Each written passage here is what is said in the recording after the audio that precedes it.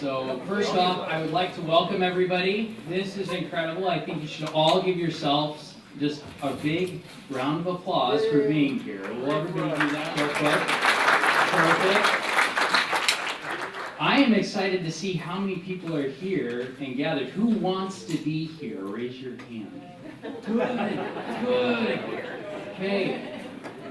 My name is Nathan Teal. You can see that now. I'm not driving this. Are you driving this, Todd? Okay, perfect. My name is Nathan Teal. I am the new village administrator. I've been here for about 9 months.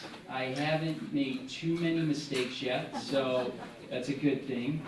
And if I do make any mistakes in the future, just look the other way. No. We are really excited as staff and as a village board to bring a new and exciting project. Well, it's not exactly new, but it's a new take on a project that I think is really important to the village. I come from a background where creating a sense of space and place for a community is critical for the vitality of that community, for us to feel like we are socially connected and that there's a sense of belonging.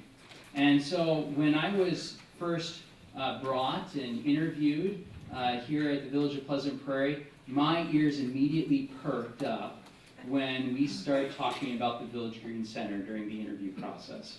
And so that's what brought us here tonight. In fact, the village board, I'm presuming, Todd, you're still driving this, or do I need to click? There we go. We have a new project here. Well, not new. We know about the Village Green, right? We know that there's about 100 acres out there that needs to be developed as a center. And about a few months ago, the village was approached by the previous owner, and the previous owner basically asked, hey, you know, we've been sitting on this land for a long time, and village staff went, uh-huh. And they were hoping to try to pass the baton, and we said, And even in coming to the village board, they were like, oh, gee, Nathan, this is an exciting thing, but, you know, are we ready? And I said, well, this is why you hired me. We are going to have this conversation. I am excited about this conversation. I want to make this happen. And I know my staff, Gene, where are you? There we are, Gene and Tom. Were you guys excited about this project? Yes, thumbs up. So we approached the landowner, and we were able to basically appraise the property. Property was there were 72 acres. It was appraised at $3.7 million, and the village had the foresight and the courage to purchase that property. And so we now have that property in our possession.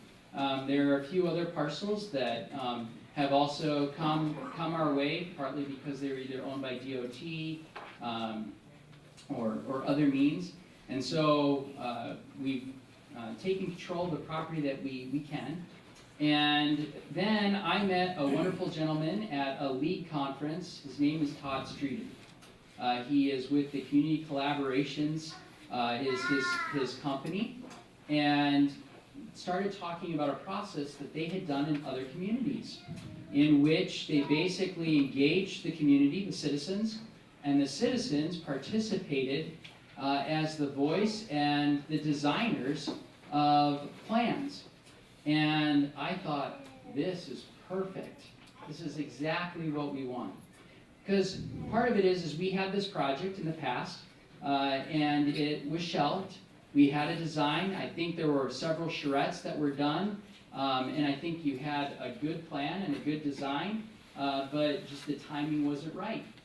And we take those plans off the shelf, and there's nothing worse as a village administrator than to see a plan sit on a shelf for a long time. It's actually pretty sad, because you spend a lot of time and a lot of energy and a lot of resources creating a plan. But we looked at this plan and we thought to ourselves, you know what? This worked then. We're at a different time. How many have heard about like electric vehicles? That didn't exist 20 years ago. How many have heard about smart grids? That didn't exist. There's things like smart cities now. There are vehicles that actually are drones, right? That are going to evidently, we're not even going to drive. That sounds kind of weird, right? But that's where we're at today. And if we look in the future, we're going to be somewhere else completely different. So we know that we needed to reevaluate this plan, okay? And so that's why we're here tonight. There is more acreage than just the 72, so there's a larger space, and we need your assistance, and I want to stress this. The canvas is blank at this point. We are not putting any parameters on you guys. You guys have complete control to whiteboard this, to create a community, downtown that you feel you will support. And as staff, we want to support that. This is a different type of approach. Most of the time when we bring consultants to you, they usually have this boilerplate, and they bring the boilerplate, they get your feedback, you give a few comments and ideas, they take those comments, they take that boilerplate home, they tweak their boilerplate a little bit, they bring it back and they say, this is your flavor, right? This is a different process, and Todd will explain all of that. But I want to stress how excited I am for this project, and I hope you will stick with us and be excited for it as well. With no further ado, I'm going to invite Todd to come up, and if you'll all just give him a round of applause.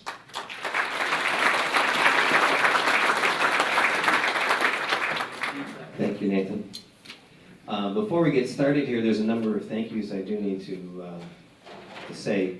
First of all, to Nathan, Tom, Emily, and the whole crew, let's give them a round of applause for getting this all set up for tonight. Thank you.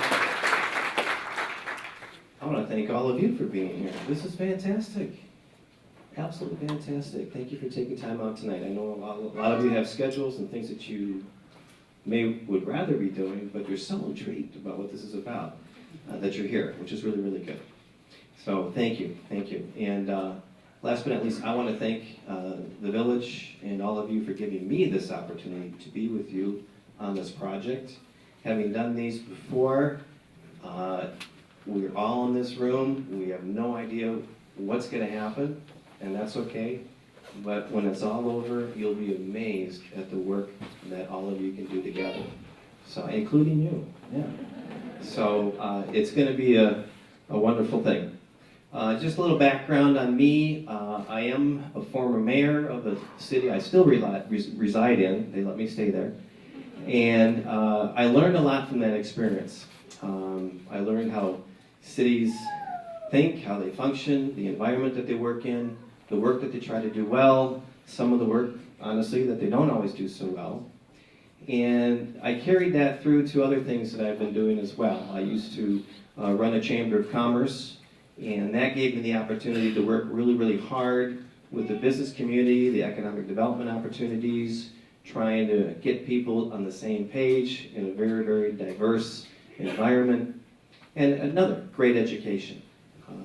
I also helped put together a community foundation for a number of cities, and I think having a foundation within a community is an incredible asset. It's a situation where all of you are here for a reason, and that is to figure out how you can contribute to your community. Fair enough to say? When you have a community foundation at your disposal, that is the conduit by which community can play and help pay for the ideas and the things that you all come up with. So it's a wonderful tool.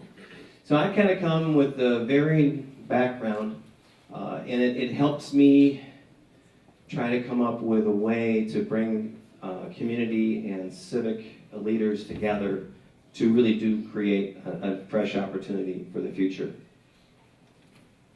Let's talk for a minute about community engagement, because that is sometimes, as Nathan was alluding to, sometimes the area where municipalities don't always have their strong suits. And that usually starts out where they hire a planner or someone on the front end of the project, and they start to talk to you about planning doctrine and planning methods, and you listen, and then they will set up an advisory committee of people in the community, and you'll get together maybe 2 or 3 times. The planners will go back, and it's usually not from your community. They usually live in a community far away. And they will work on ideas and stuff that they've done maybe for other communities. And they'll come back and they will present their ideas to you. They will maybe give you option A, B, and C. And they'll talk to that advisory committee and say, what do you think about all these ideas? And they will share with them, well, the building should be painted blue, or that should be done. And after an open house that few people go to, the project's done. Does that kind of sound familiar? Oh, yes. Somebody gone through that experience? Okay. Well, I've gone through that before, and as these illustrations, kind of, if you can see these, they kind of illustrate the fact that it's not a very positive process. It's a very passive process. It's not one that truly engages community. So what I do is I do the opposite of that. I created a process called working committees. It's a pretty sexy name, working committees, I know. But it's basically what it is. I mean, I can't get around it. The work that's going to be done in this project is going to be done by those who want to be on the committee. Okay? There is no planner in the room that's been hired to do this work for you. That's the beauty of it.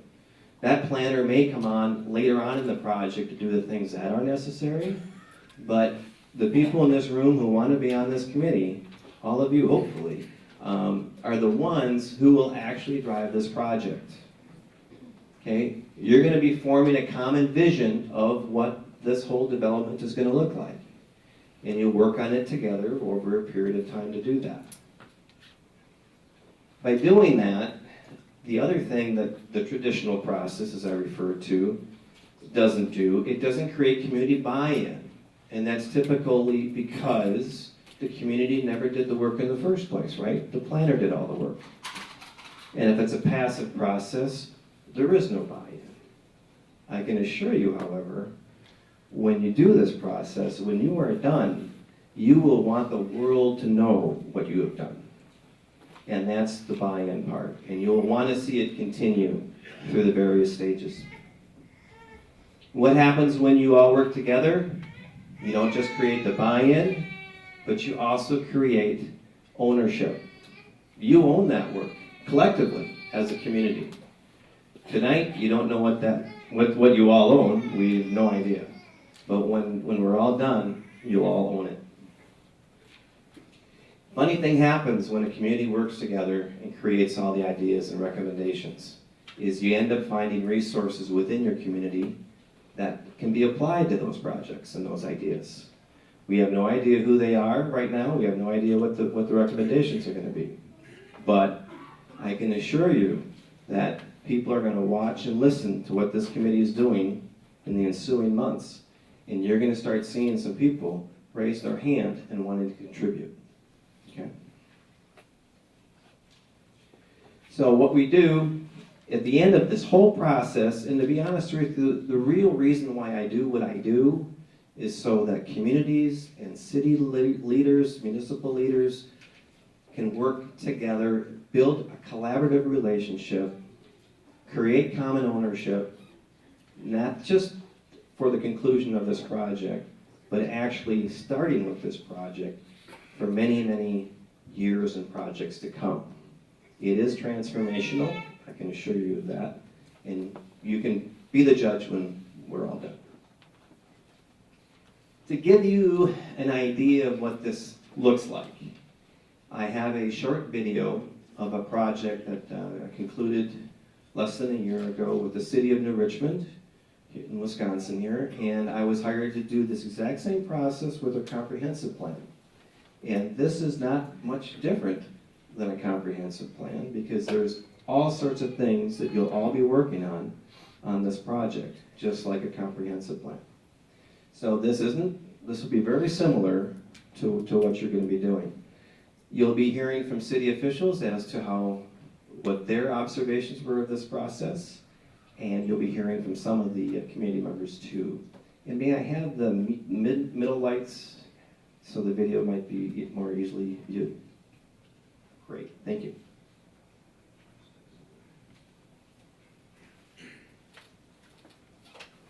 So we have a number of people here in the audience today who have worked really, really hard over the last 8 months or so on our comprehensive plan, which we've kind of dubbed Forward New Richmond. So they spent a lot of time thinking about what can New Richmond be and how can we move forward. And they're an enthusiastic group. I really enjoyed working with them. We're really excited about it. We really want to thank you guys for all the work that you've put in. And I know the council has a few things to say. I just want you to know that I was very impressed. I know other members of the council may speak for themselves, but I was impressed at the effort, the concreteness of the plan. They weren't just pie in the sky ideas. There was real kind of a map on how to get there.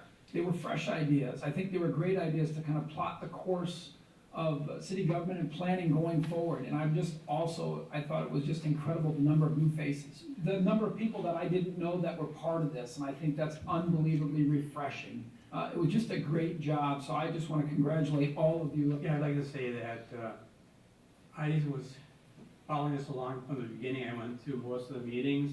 A lot of times the meetings would be like 4:30 until 6 or 6:30. And people stayed longer. Sometimes they stayed an hour longer just talking about it. They really got into it after a while, and that was a key thing. We had so many new people put the extra time in it. I was amazed at how you put it together. I was just so proud of you people. Great job. I just thank you for doing it.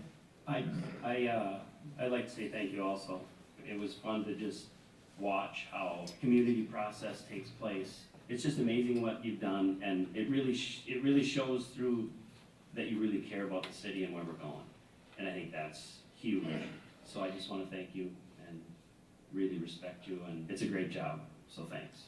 You know that we are all thankful. You have laid such a strong foundation in your research, in your time, in your thoughtfulness. I'm going to take this to the League of Wisconsin Municipalities and have it used as protocol for teaching comprehensive plans throughout the state, because it's that good. The work is amazing. You're talking with persons throughout the state about how their comprehensive planning is going versus how ours is. They're like, tell us more, tell us more. Where did you find these people? Are they experts? And I'm like, no, these are regular citizens. These are residents. I'm emotional because you take my breath away. If this kind of commitment could be found, and if you could spread this throughout the entire community and the county and the state, what a great environment we would have. So thank you.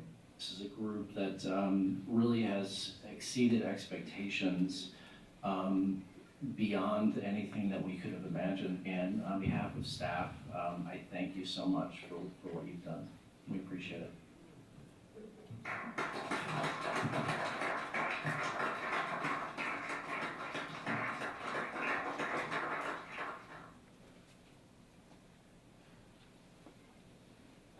In the beginning, that first day, there was a group of people from a very diverse group of people, business owners and stay-at-home moms, other community residents. And so it was fun to look around and just see how are they going to help us all go through this process together to come up with a finished product. What's been very helpful, what I liked about it is just the tutoring and the mentoring that was shown to the various committee chairmen and the committees along the way, just to get us a sense of what our task was. Todd Stewart has been a great help in just helping us to get a handle on what our task is as various committees. The way I would describe this process is to not be afraid to get involved and to be yourself with the standpoint of knowing that what you have to offer is valid and you have very good ideas no matter who you are out there. You don't have to be an architectural designer or a city planner or a teacher or work on the community council. You can just be a regular person and get involved. We have different committees that are presenting their best work, and not all of the ideas are going to meld 100%. And so there needs to be communication about that and what's best, what things can be let go of. There's a lot of work. but you only get out what you put in. And I think if you're willing to roll your sleeves up and be involved and work together with your fellow citizens, that you can make a difference in your own community. And I think that is, that's probably the most important thing that you can give to your community. It was an honor, it is an honor to be able to come and not only be part of it, but to hear from the city staff and how excited they are to have us take part in this process. I think I always thought city governments or just government was, they just don't care and they're out there, but they're passionate about this and they really want our feedback and support. So that's been a real encouragement to me, and so it makes me feel honored. It's a fun process. I learned a lot, and I can tell you I'm quite passionate now. So what do you think? Want to be part of something like that? Huh? Okay. Just thought I'd check. I didn't see anybody leave yet, so far I think we're doing okay. We'll talk a few seconds about the project itself. We have one overriding goal here, and that is to create a very viable mixed-use residential, civic, and commercial downtown development. Easily said. Not easily accomplished, but easily said. We have a number of things here for you to look at in terms of what you or what the village would like to have you incorporate and encourage you to put into this project. This is a list, but it's not inclusive. Please feel free to think of anything that could also be added to this list for the committee to work on. But walkability, sustainability, flexibility, density, affordability, safety, among some things, advanced technology, navigability, connectivity, multi-generational use, aesthetic design, and a development that is vibrant 7 days a week, both day and evening. So it's pretty broad. Some of the outcomes, again, as Nathan alluded to, it's all about being forward-thinking and progressive in the ideas that would come forth from the committee. We want to make sure it's obviously an enduring development. Through this process, of course, we're talking about collective ownership through it, all of that.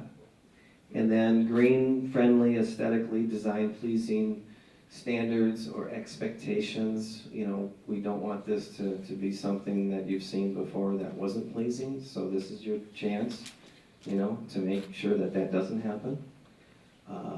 We're talking about obviously supporting growth initiatives and promote a strong economic development community or center with all of that. We want obviously a safe environment, walkable, bikeable, approachable by any method of transportation or mobile, multimodal opportunities.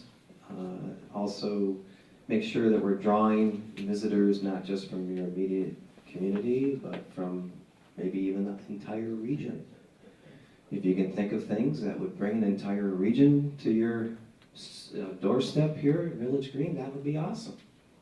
If you can think of something, then you're in a position to maybe make it happen, because you're driving this.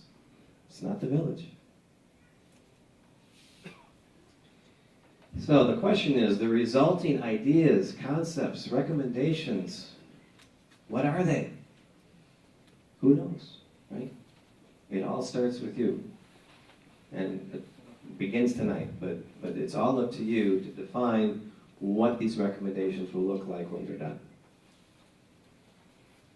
From the engagement standpoint, we want this to be obviously a very consensus building atmosphere. Everyone gets along in the sandbox, plays well, listens, works well with everybody else. We're talking about anybody's invited to this. We're talking about high school students, college students, business owners, nonprofit organizations, stay-at-home moms like Kate. Any walk of life, any culture, anywhere, we want you to be involved. So if you can reach out to others that couldn't be here tonight and want them to be involved, please do so. And while I'm thinking about that, tonight is not the only opportunity to be involved in this project. I describe it kind of this way. a bus just pulled up to the Rexplex here, and I'm not even the driver. The village arranged for the bus, but I'm just here to help people on it. And as we go through this process for the ensuing months, that bus drives with the door open. Now, some of you in this room are gonna jump on the bus, and you'll get to the very front seat, tongue wagging, going, oh God, this is awesome, this is awesome. Some of you will get in the middle of the bus and say, this is kind of cool. I think I'll check it out and, take it for a spin, see how it goes. There might be a couple of people who will say, well, kind of, we've seen this before, I'm not quite sure. Maybe the guy's onto something. I'll sit in the back of the bus and we'll just see how it goes. And sometimes, in some communities, there are a couple of people who stand on the curb and say, I'm not going. I refuse to play. You know what? That's okay too. Because like I said, the bus drives with the door open. So if there's any reason at all that you need to hop off the bus, you can hop off the bus. If at any time somebody wants to hop on the bus and join the group and help it out, that's perfect too. So that's kind of how that works. We will take on people who want to participate at any point along the ride. So if they can't be here tonight, they can certainly join up anytime. We have information on the website, including the links for the different subcommittees, so they can do that there. Okay? Make sense? All good? Okay. Couple of things that we're going to chat about for just a second here. When we talk about this process, when we talk about this project, what we're really talking about is one caveat that I did mention with the village and the others that I've worked with in the past is that the word no doesn't exist.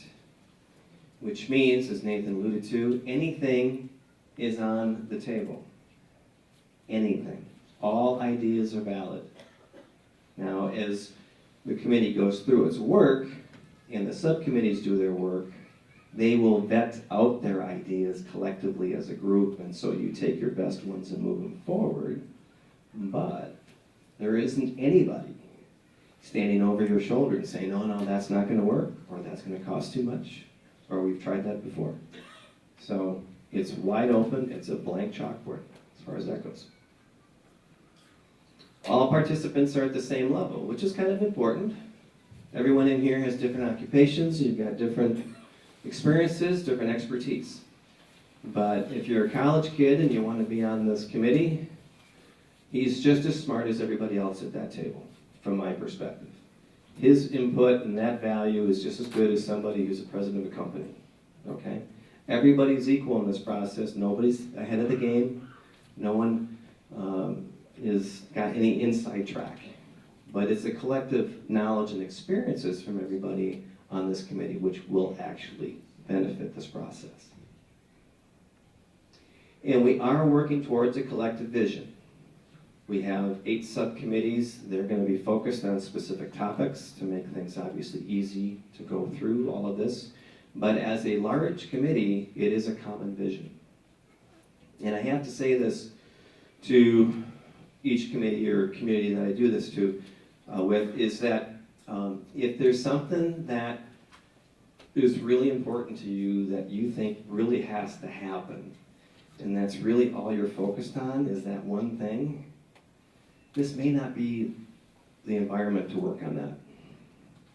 Because we're all working collectively, and if it's a no or go on one particular idea that's going to make it or break it for you, there might be a different avenue to take to make that happen. Because there's a lot of give and take on this. Not all ideas are going to go through the process within your committees. So if it's not working for you in that regard, that's okay. You might find it frustrating. You know what I'm talking about? Okay, you kind of get what I'm saying? So you're all here for the collective good to make sure all ideas are all valid. Make sense? All good? Okay. So it's really simple. We're just looking at you to participate, attend the meetings that we'll be having regularly. We know that not all committee members are going to be able to make all the meetings. We get that. But if you go to one meeting and you don't go to the rest, kind of hard to contribute, right? So just need to be kind of a consistent participant and just, helping out the group.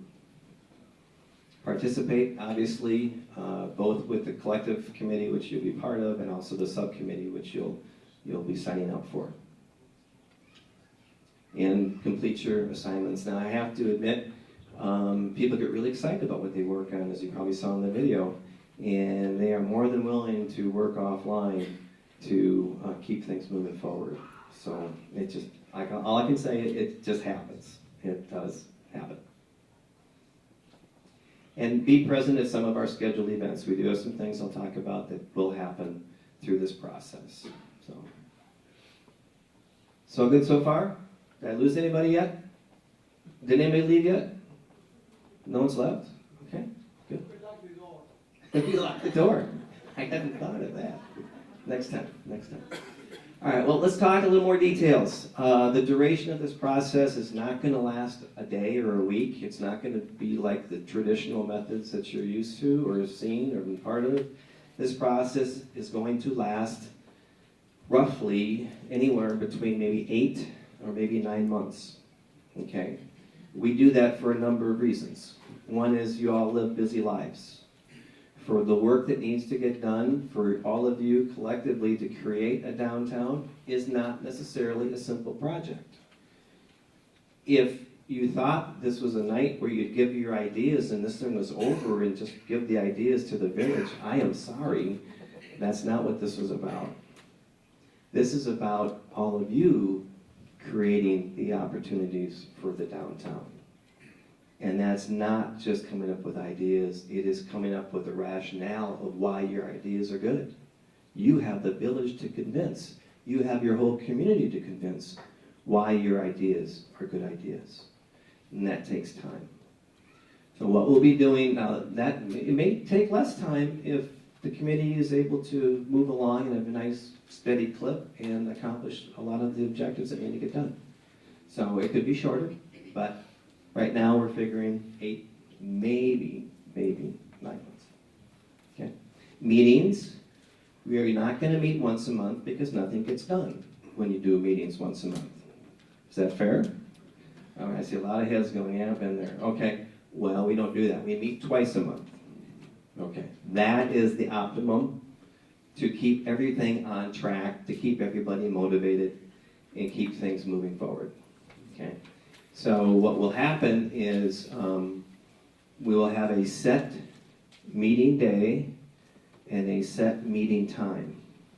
And that will be on the forms that we will be handing out at the conclusion of this little thing here.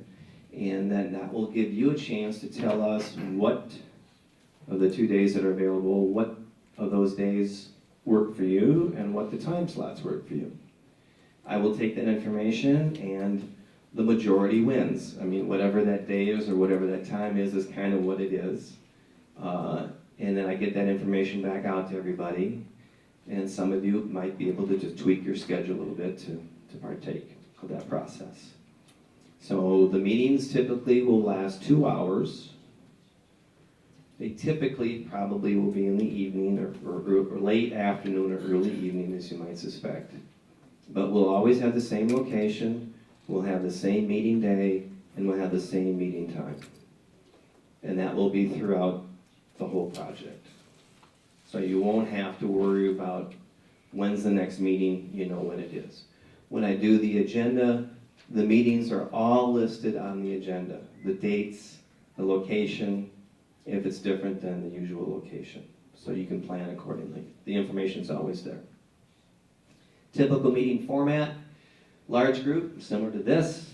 We'll have a number of things for all of you to work on as we get started, but once we get moving along, you'll be working in your subcommittees through much of those 2 hours after we probably address a few things at the beginning. We're going to try to bring in some people so you're not stuck looking at me for much of that time. We've got a lot of experts in this community and other areas that would be important for you to listen to or hear from that will help one or any number of subcommittees do their work. So we will be scheduling that and trying to find people to plug in as we go along. So far, so good.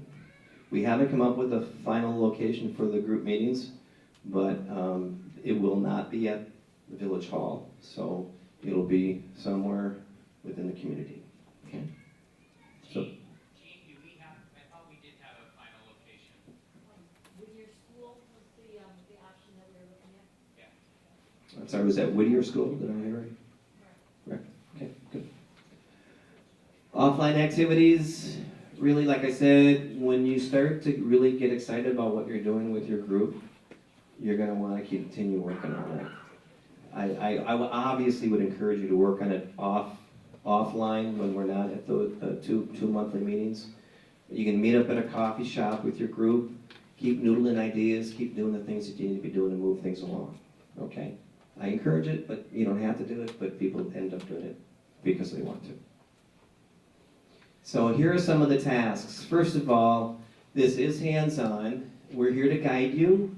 We will not tell you what ideas to think of. Those are yours. We will not tell you how to design them. That's your challenge. You're going to be designing this whole development in any number of ways as you've seen on these large posters and subcommittees. It's autonomous, which means you've got the freedom to do this. Period. Done. Blank chalkboard. We're looking for fresh ideas, forward thinking, progressive concepts, anything that's even as far out of the box as you could possibly imagine, that's going to be valid concept or idea for this process. Any emerging trends, anything that you can think of that might be actually literally happening 15 years from now, 20 years from now. Plug it in. And you've got the freedom to go out and contact and engage with any third party, any group, anyone out there who you want to talk to give you more information about what it is that you're working on. So this is not a typical commission that would be in a municipal format where you don't get that kind of freedom in most cases. You've got that freedom. Pick up the phone, get on the internet, make some phone calls, get the information and the answers to the questions that you have. This will become more obvious as you kind of go through all of this. So we're probably going to start out with brainstorming all the ideas just as a warm-up as we get moving through the process. Uses, amenities, aesthetics, anything that would create a thriving downtown. When you work on your ideas and these concepts, you're going to be doing all the research. There isn't anything that any community can't benefit from another community. Everything out there, whether it's an issue, has been solved by some community somewhere. All you got to do is find out which one it is and find out what they did and how they did it. So you'll collect images, white paper, examples of success. And there's a reason for that. I can't draw. We're planning the development. Not all of you have to draw. But you can find images that reflect exactly what it is you're trying to say or convey, to others. Grab it off the internet. Save it. Use it. And what the work's going to be done. White paper, that's important, because if you come up with a concept and it needs to be justified a little bit more, and you can find a good PDF of a workup on it, download it, save it. We're going to give all this information to the village when we're done. Make their job easy. If you want something, then you got to sell it and have the rationale and the support to make that work. You like that? Make it easy. Make it easy. That was a joke. All right. We're going to be drafting vision and guiding principle statements. These aren't difficult to do, but we'll have a vision for this overall development that will be articulated by verbiage, and then we'll have some guiding principles for this development overall, and then each subcommittee is going to have their own set of vision and guiding principles. We're not going to work on this right away because you don't know what your designs and ideas are yet. But as you go through this process, we're going to articulate what it is that you're doing in a different way than just images and ideas. This is the information that the village is going to use as it starts talking with the developers for the project, the people who turn it into reality, turn your ideas into reality. But you have to write something that's gonna stand up over time and set the tone for the overall vision of what it is that you're collectively doing. Make sense? Okay, so we'll work on that. And then the fun part is we'll be doing maps, we'll be doing drawings. You are going to be laying out all the aspects of this development on the maps, where the streets are gonna be, where the buildings are gonna go, where the civic facilities are gonna go, where the parks and rec options are, where the housing options are all gonna be. You're gonna do all of that on the maps. You're gonna literally create all of this stuff. And you'll be able to articulate your vision in any number of ways as we go through this. Now you see why you can't do this in a couple weeks, right? So you'll be amazed as what you can do when you're given enough time. So here we have the 8 subcommittees, and we have them represented on all these big boards back here. I encourage you, if you haven't read them, to read them. We'll be handing out some sign-up forms here in just a few minutes. But these are the subcommittees that we're looking to have everyone work on. Okay, Epicenter on the Prairie. We're talking about civic facilities, amenities, and a smart community. Smart community being technology, being a driver in how we can make this not just contemporary today, but prepared for the future. Village Marketplace, Marketplace being the commercial district, or districts, whatever it is that you come up with. A place for everyone, that's housing options, and that is to create a place for everyone. So that's an important component. The leisurely life, and that's parks, trails, open spaces, and recreation. Arrive as you wish. This is all about multimodal transportation and ability and infrastructure to allow everyone to arrive to Village Green, no matter how they arrive there. Pleasantville is all about aesthetics, branding, and themes. So we want to make sure that visual integrity of this development is consistent throughout all of its acreage, and it doesn't look like it's been piecemealed over decades, right?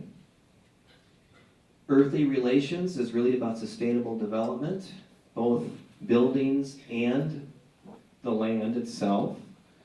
I'm not an environmental expert by any stretch, but there's plenty of information and resources out there to be mindful of our earth and ways to incorporate those elements into this development. And last but not least, the Village Voice, which is about marketing and promotion.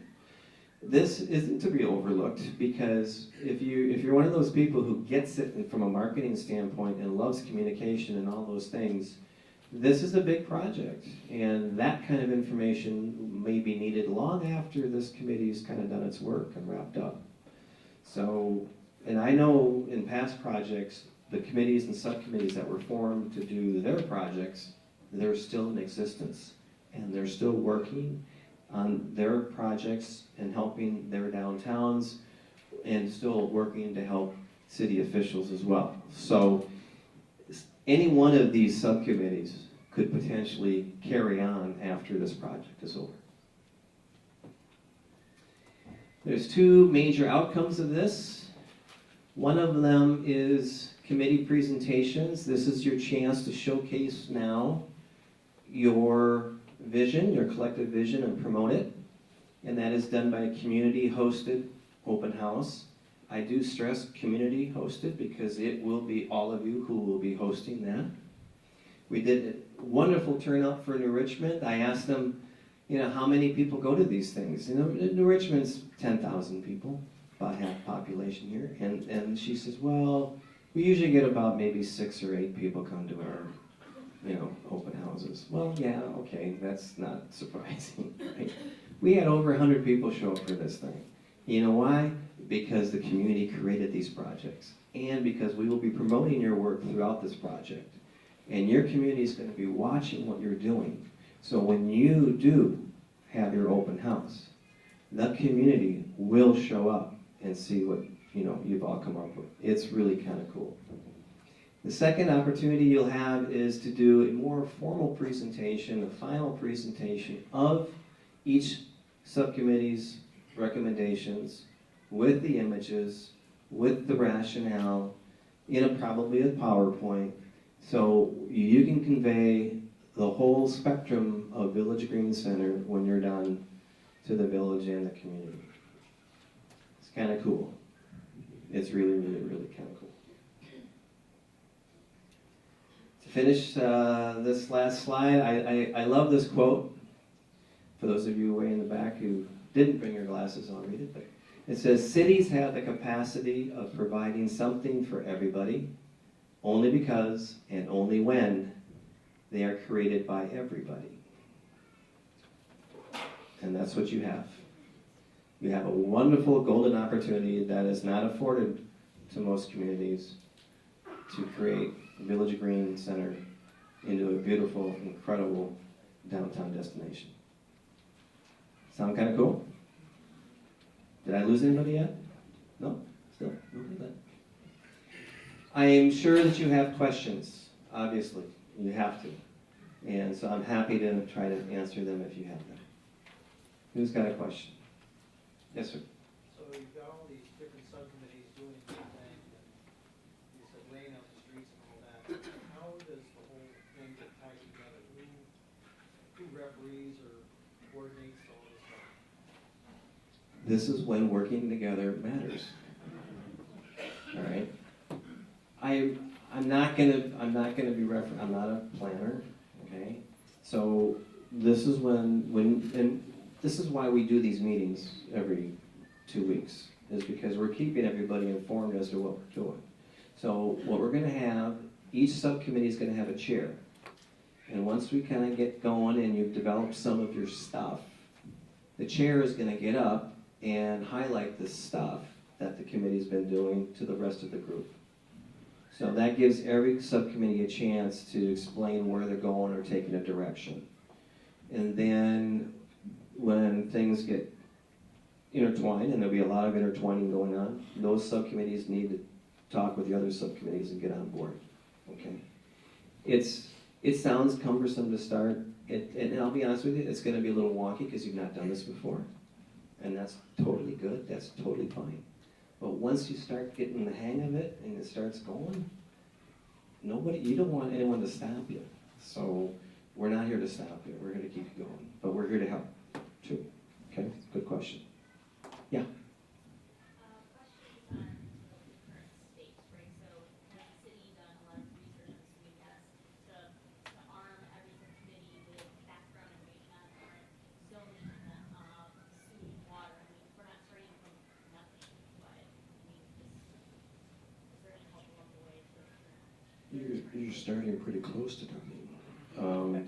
In that, yeah, I mean, obviously there's boundaries, there are definitions of development, there are some things that the village will provide you. A few caveats, maybe a couple things. But really, it's a blank chalkboard. And where this sewer and water go depends upon where the internal streets go, right? And who's going to be coming up with where the internal streets go? You guys will. So the village staff will be there to be a resource for you, because we know there's going to be questions. There'll be technical questions, there'll be some practical questions, but they're there for a resource, but they're not there to tell you, no, you can't do that. Okay?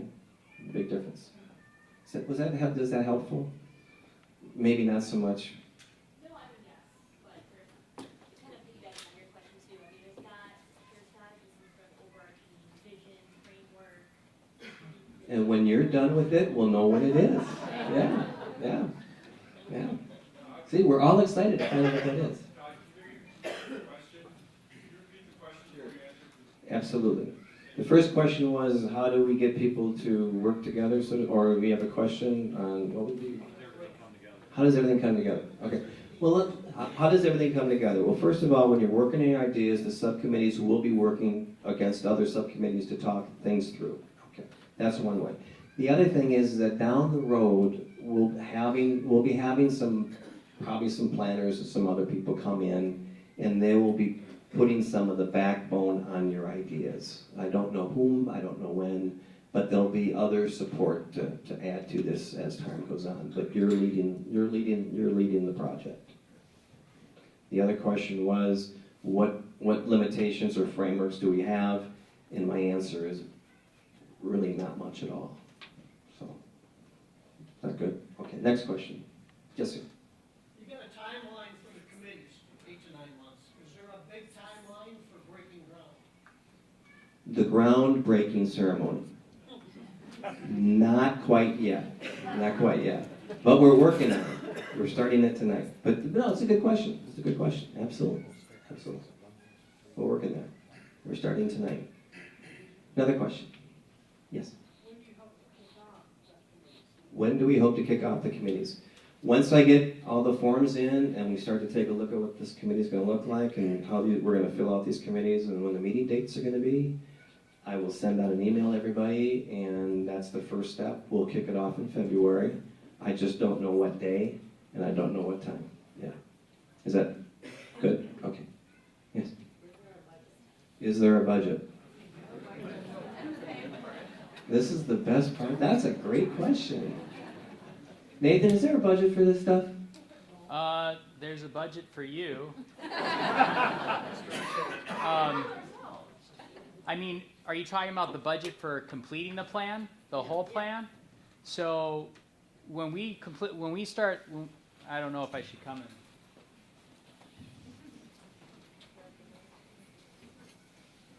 It was the overall budget for all your ideas. Is that what you were saying?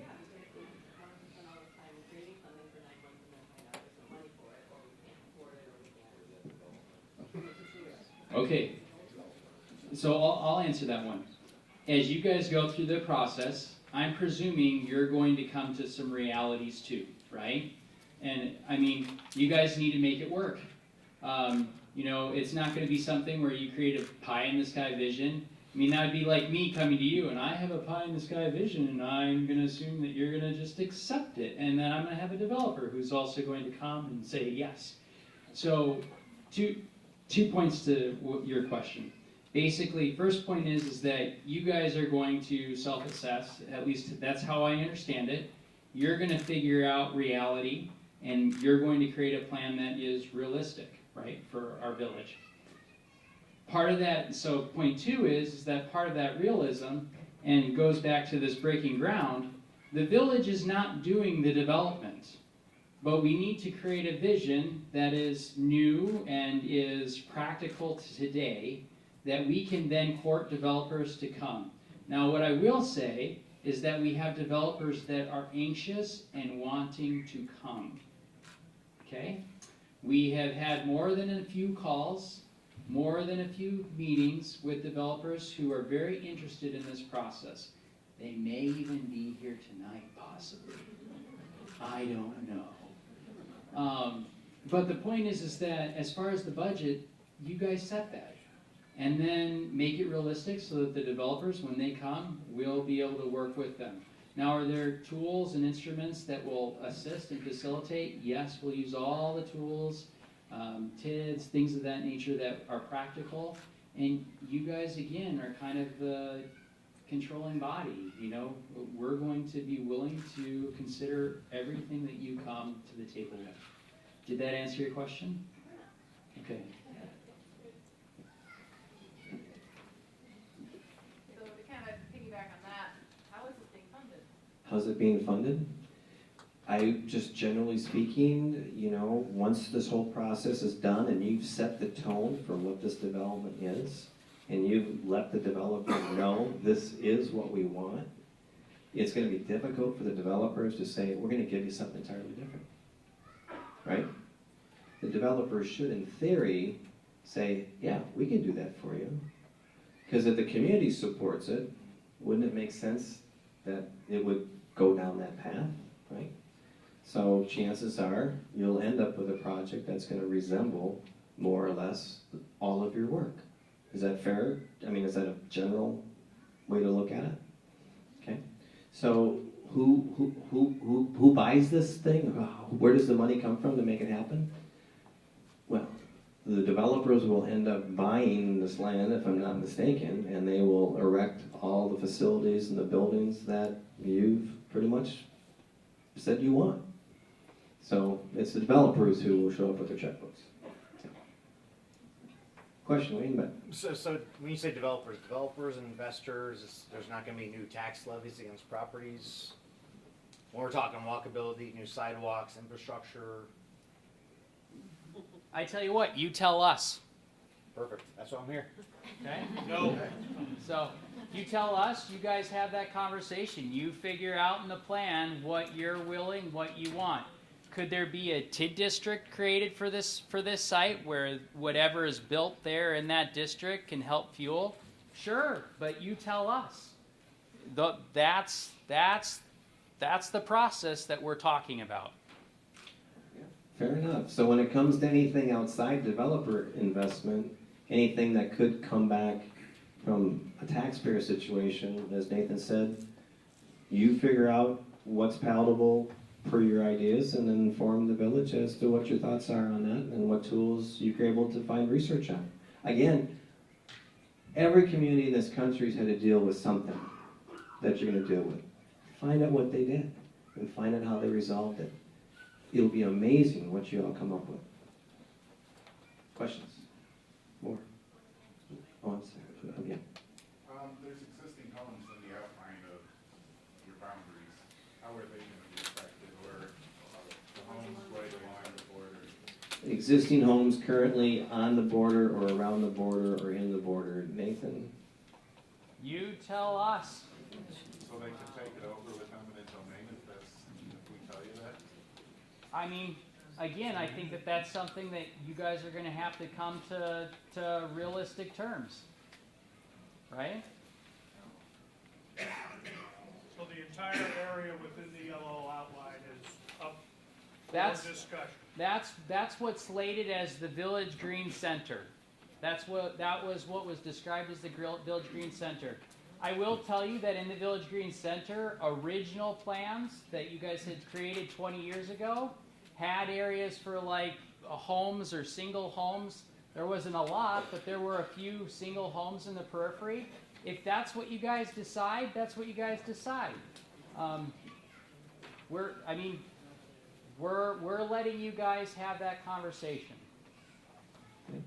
Yes, question? Is there a map that could indicate which ones are privately held right now and which ones are not? It's like, it would be helpful to know which ones are privately owned and occupied versus which ones are vacant and the zoning. Like, that would be a very helpful for Just a more detailed breakout of the parcels in this general. Okay. Yeah, that can be provided. Question? Sorry? You can look how they place here, how you can tell which one on the property can exist right now.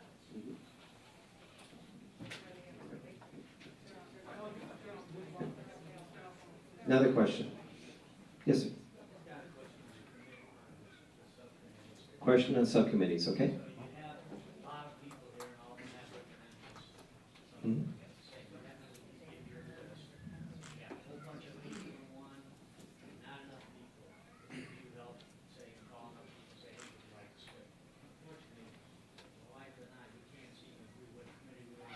I don't want to go there. I don't want to go there. Well, that's okay. Divide and conquer. It's all good. It's all good. The question was what happens when you shake out the people's choices? When you get the forms, you're going to be able to put down your first, second, and third choice. There's a reason for that. Okay?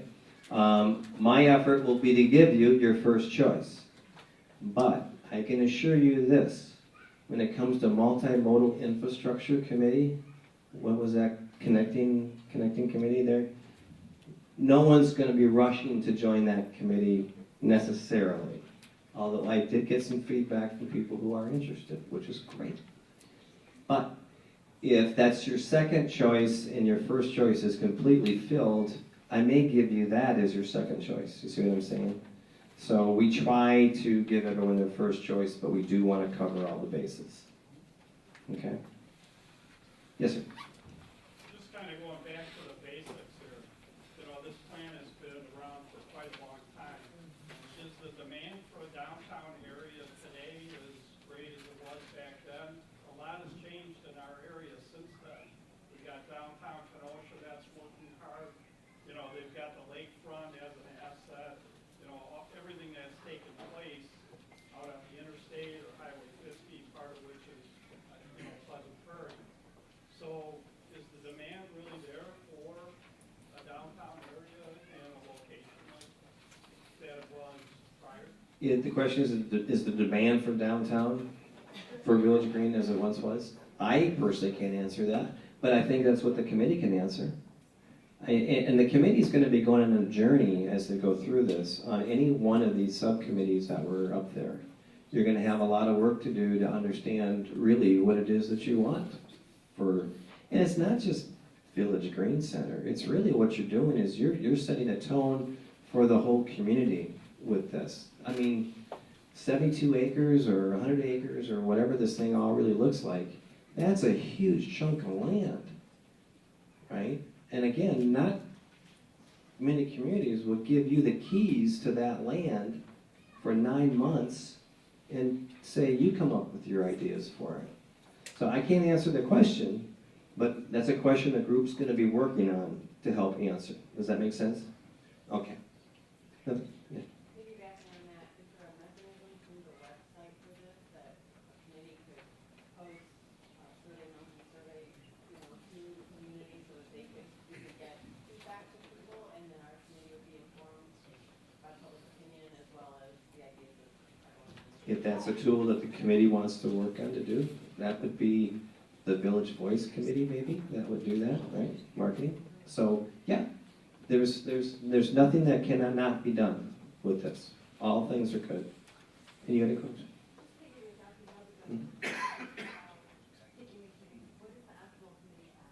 What is the optimal committee size?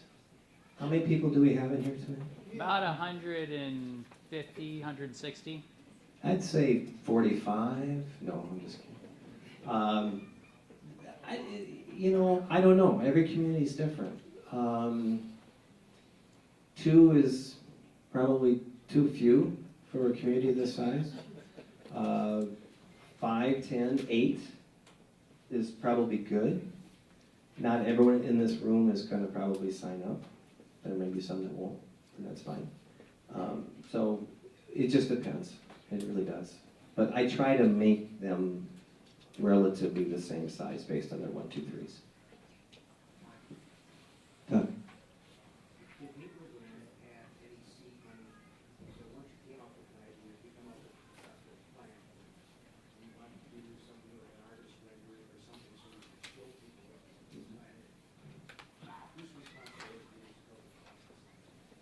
The question was, if a committee has a concept that they want architectural drawings done for, or just renderings, just something real basic. Are there resources available for that to make that happen? The community might have resources available for that. If there's talented people in the community who would be willing to maybe do that. This is a community project, driven by the community.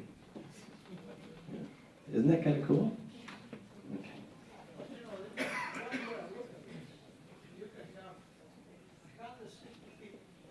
Mm-hmm.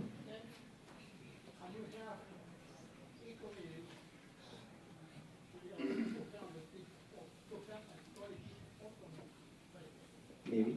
Yeah. After 4 meetings, how many people you want to have left? Because when people go as happened, even your registration and stuff, there's a percentage they want to drop out. That's correct. So actually, when you get to the 4, 50 meetings, then you know who you got working with. That's right. After that point, it's supposed to be. You've done this before. Steve's got some observations, which are very, very, very, very good. They are, as you go along, people will jump off the bus for any number of reasons, and things do change, and that's fine. What happens is, at the end of the day, that group that runs through it all from start to finish, they hit the finish line, awesome. You know, if the committee start out with 30 people, 32 people in another community and it's finished with 25, that's fine. Because what you have is you have 25 of the most committed people in your community to make this work. At the end of the day, that's okay, that's fine. So we know these things go on. And we'll be getting more people to hop on the bus as we go along too. So that sometimes makes up for it. Yes? 165 from Green Bay Road to 39th Avenue, first with the first roundabout. Do we know, I mean, is there gonna be a better? Widening? Two lanes in there. Is it gonna be better to get to our, downtown? My guess is on that multimodal committee could tackle that very question, and if they have, It's a county though, it's county road. State. well, if there's recommendations that the group wants, I personally don't know, but if the committee, if the committee wants to make recommendations to make changes, that will enhance the development, then that's an outcome of, one of the outcomes of that committee. Okay? You're starting to see how much freedom you have in this project? Are you starting to get a taste of it? Okay, kind of scary, isn't it, when you think about it? Kind of scary when you're given the keys to this project. Yes? Okay.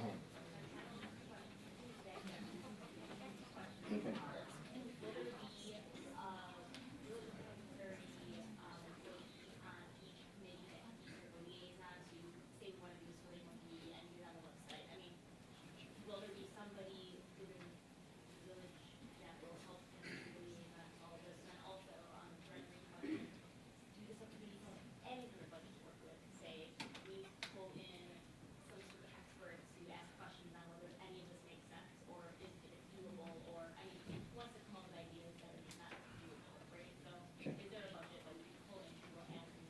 Okay. First question, are there village resources at the meetings?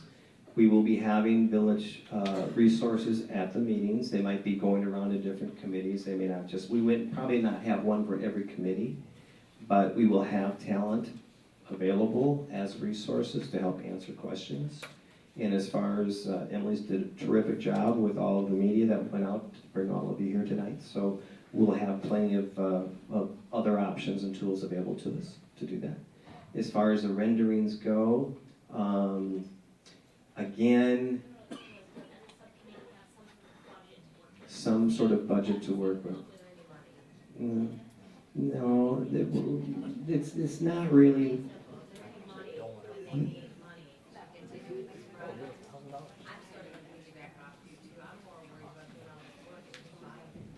Well, here's the thing. Now, that's okay. That's a legitimate concern. But here's the thing, is that this is all of your time, this is your moment to design this development. And I'm not saying I have all the answers. And I'm not saying the village is gonna write a check for $150,000 for a planner to draw some drawings. Okay, so what I am saying is that this is your time to design and develop this development. Which is very exciting. Yeah. And I've had history in Pleasant Prairie, Yeah. I've been in the village for 25 years. My biggest concern is how much this is all gonna cost when everybody's put all the time into it, and they've done all this, and now we have to get somebody to buy that. So what kind of cost, has anybody done a cost analysis for the future of real estate for us? Because obviously we are going to see, and Doug's sitting right here, and I know he agrees, we are all gonna look at a boom that's probably bigger than 2006 if we stay on the path we are right now. So at that point, if it takes a year or two to plan this, and then now we gotta go out and sell this, what kind of cost is anybody predicted that it's gonna be? Price per square foot, 51,000 an acre is what you guys pay for the land, so you gotta add that, plus you have to have all the infrastructure, and Doug, I know you know all these answers here. My thing is who, has anybody gave any a letter of intent to you guys for the development aspect of it? I get answered this way is that nobody knows what to react to. Right? So the committee will come up with the development ideas that people will react to. And part of the questions you're asking, which are all great questions, can't be answered today because we don't know what it is we're even talking about. That's like real estate, it's a risk. It's, well, but what I am very serious though when I say, this is a luxury that is not afforded 99.99999% of the communities in this country. The village has decided to give you the keys to figure out what this is. And they're not gonna stand in your way. So this is the best ticket. Now what you make of it and how it works out is what we're all gonna find out. Yes? I have a different type of question. Yes. So when we divide up into the groups, is there like a demographic of person that you're going to try to have a mix of diverse thought so that one group isn't all, women under 30 and one group doesn't happen to be all men over 50? That kind of thing? Like, is there like a diverse group that's going to be mixed up? Well, as I've said, we've invited in our press releases everyone of all ages and all cultures, all backgrounds to be here. I don't know where they live. I didn't have time to knock on their doors to bring them here. They have to decide in some respects if they want to play. If they want to play, we want them. So if you know people of all ages and backgrounds, bring them in. Get them on the committee. We need their input. But when you like divide up the groups, when we say first, second, third choice, Mhm. it might, my input would be, it might be good to just kind of do a gut check to make sure that they're not all one type of demographic. The one thing about me being about this, though, which is helpful in some respects, is I don't live in this community. So this is all objective to me. I don't have any horse in this race. So I don't know of your backgrounds. I'm just working on very simple information. I will do what I can to make things equitable across the board, but I can't control everything.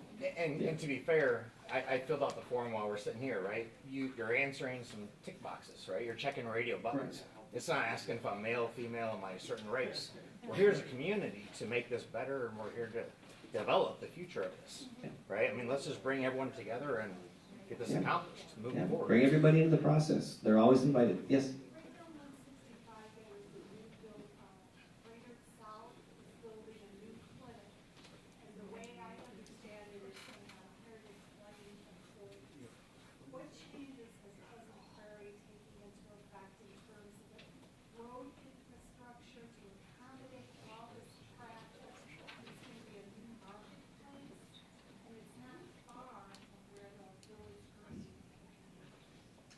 That question about the new development taking place not far from Village Green, Nathan could probably pick that up either now or at another time. I don't know what the plans are for the village for that development.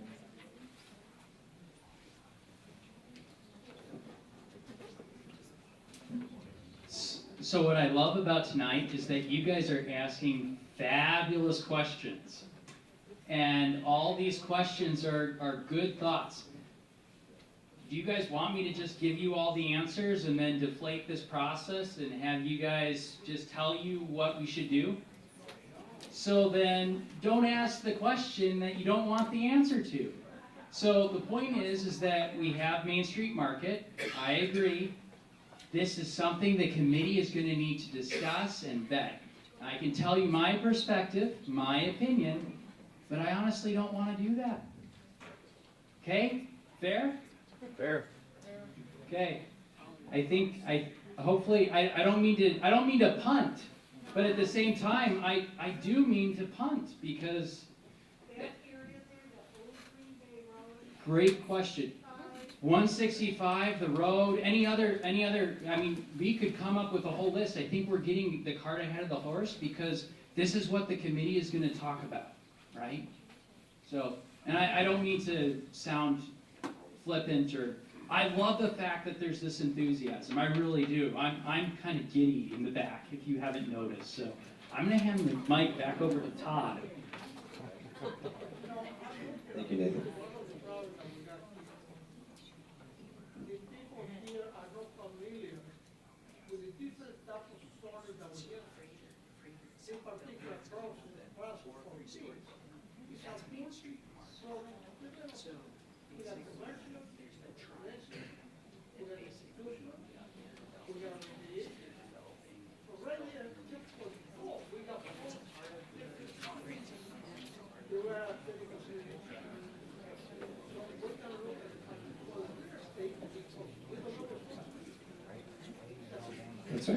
So that's why you're all here tonight, is to figure out what the future's gonna be. Yeah, question?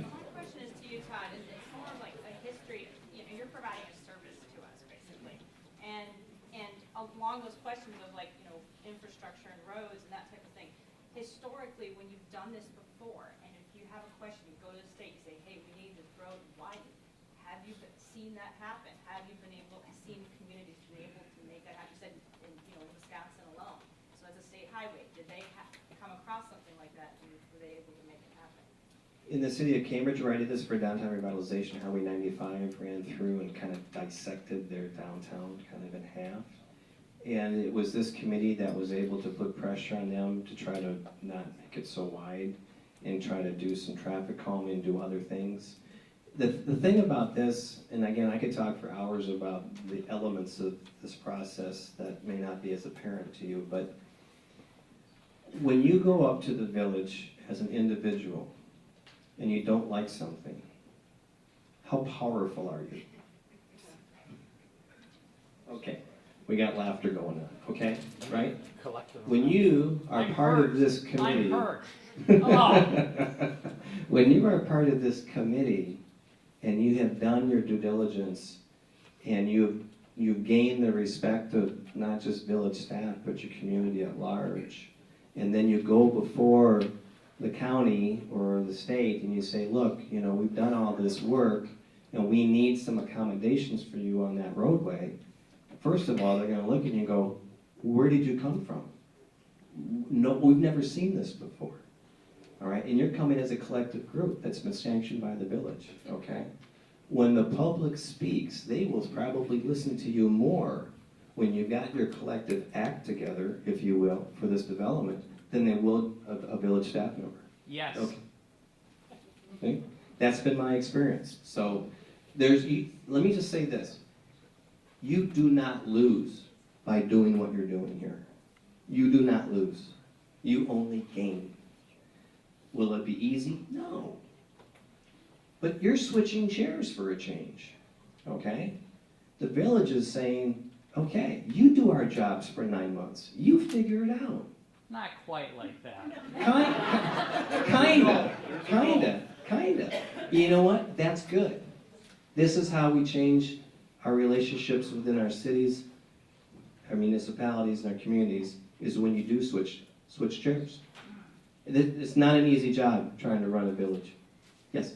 I guess I just want to make sure that I understand. The whole point of these committees is essentially to come up with a concept, not an actual, full drawn-out plan. I mean, that's something that evolved. I mean, we're essentially saying that, we don't want a gas station in the middle of downtown. We would rather have restaurants or little cafes or boutiques, and maybe over here we want to have residential something or other, over here maybe something else. I mean, we're not saying it has to be exactly this. We're just saying that this is something that would enrich our community, and we may come up with an aesthetic idea, we're not actually coming up and saying that you have to build a 2,000 square foot building here.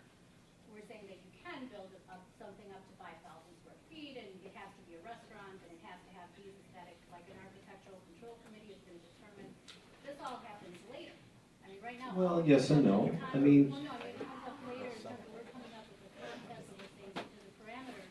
But what we choose to actually, like a restaurant, is it going to be a fine dining, or is it going to be, that can have a little bit of.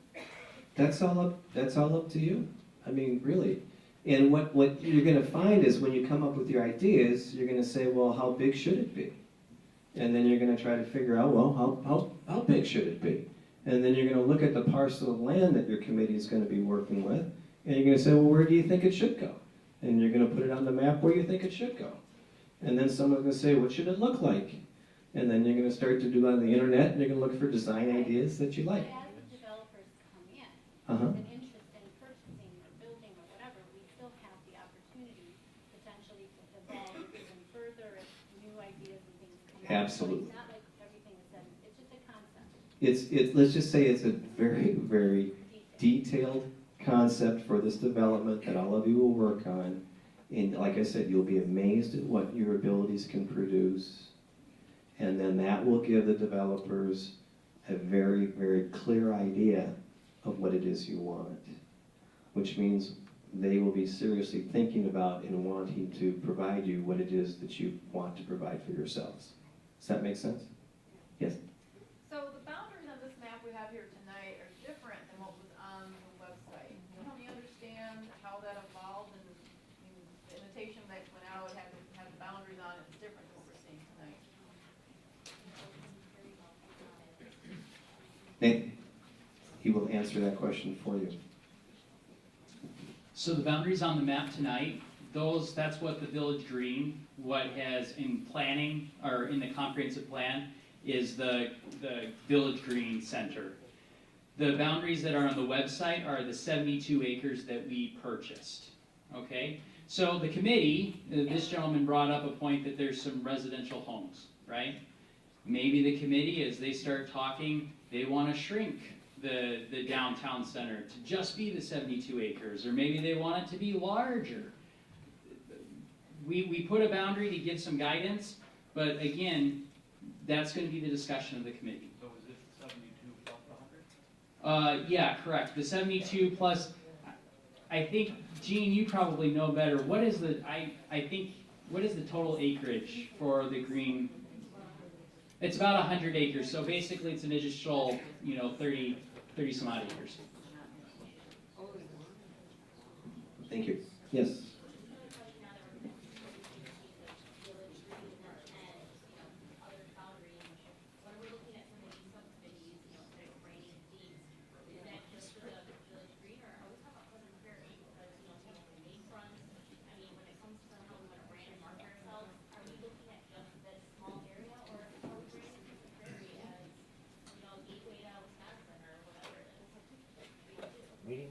That is a good question. I'll let the committee discuss it. Our intent was the village green. But you never know when you're done with this process what it may lead to, right? So, like I said, this is a golden opportunity, and I can say nobody loses in this process. You win at every step along the way. Two more questions, and then we can maybe start to get the committee signups. Yes?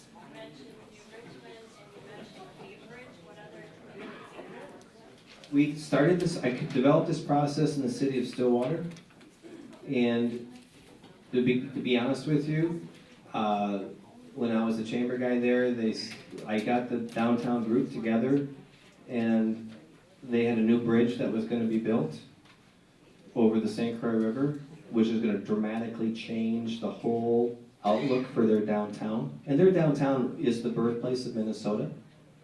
So I said, look, downtown, you've got 2 years before this bridge is built to decide what you want your downtown to be. And someone said, oh, we've done that. And I said, well, what did you do? And they said, well, 6 of us got together and created a notebook. And I said, well, that's great. I go, what'd you do with the notebook? Nothing. I said, why? They said, well, because we didn't want to do the work. I said, oh, okay. I said, we just came off a recession. The city does not have the money to pay for a consultant to come down and help your downtown. I said, that's just not going to happen. And I said, you don't have a choice. You have to do the work. Because there is nobody that's stronger or more invested in the success of your downtown than the downtown business owners and the commercial property owners. They're the two most vested people in the success of downtown. Yet nobody was really talking to each other. And some people weren't even getting along. So it's like, okay, you have to decide if you're going to work together and make this happen. And they go, how are you going to do it? And I said, well, I will just give you the framework. The ideas to revitalize downtown is all up to you. And when you come up with all your ideas, we'll create some subcommittees, and then you'll present your ideas to the city council. I cannot tell you how that transformed relationships downtown. I will also say this about that. When I started this, the village or the city said, why are you doing this? And I said, well, because nobody else is. And they go, we should be doing it. But you're not. Okay? And the problem was I wasn't a city employee. They didn't control the process. Okay? someone from the outside the city hall was controlling the process to revitalize them, and that made them nervous. But I had the city planner on the committee, I had 2 council members on the committee, and they went to every monthly meeting, and they started seeing the ideas that they collectively started to come up with for downtown, and they started getting a whole different opinion of downtown. To the point where when this process was over, the city called me and said, can we use your ideas and the downtown's ideas for our comprehensive plan, RFP? Absolutely. They changed 180 degrees on their feelings about this process. In downtown, they all learned to get along. So I'm just telling you, and I get the same looks in people's eyes every time I do this. It's like a deer in the headlight. My God, what am I about to do? Right? I'm just telling you, it's an amazing process. And you've heard some of the comments, but that's just the ones we got time to pop on there. Okay? You'll be amazed at what you can do. You just trust in the process. You'll be able to answer your own questions in due time. You'll come up with plans that you never thought you ever thought of or could do. And the mutual respect that will come out of this, I can't even begin to tell you. There are some questions I just can't answer. What this is to all of you is up to all of you. I'm just here to coach you along the process. But it really is an incredible opportunity to be given the keys to drive this development for 8-9 months. 2 last questions and then we'll move on to the sign up. Yes? To me, this is completely different than revitalizing the downtown. This is creating it. Which is the best thing in the world. Yeah. You have a blank chalkboard to figure it out. You have nothing in your way physically to make this work, which is why you're in the catbird seat as far as that goes. And last question? I actually have a question for the rest of the people that are here.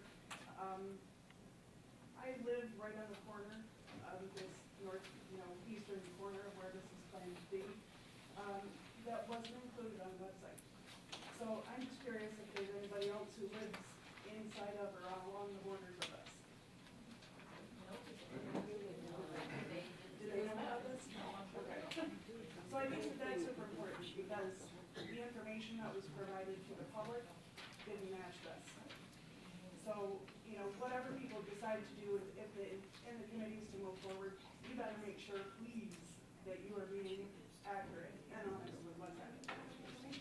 Well, we would make every apology to have this not be the situation, so we apologize for that. But we will make sure that we make these things as clear and transparent as possible. But thank you for bringing that up. Appreciate it. All right. Well, if there aren't any more questions, I'm going to be here for a while, so if you have other questions, just come and grab me. In the meantime, we'll pass out the sign-up sheets for the subcommittees. We've got pencils on the table.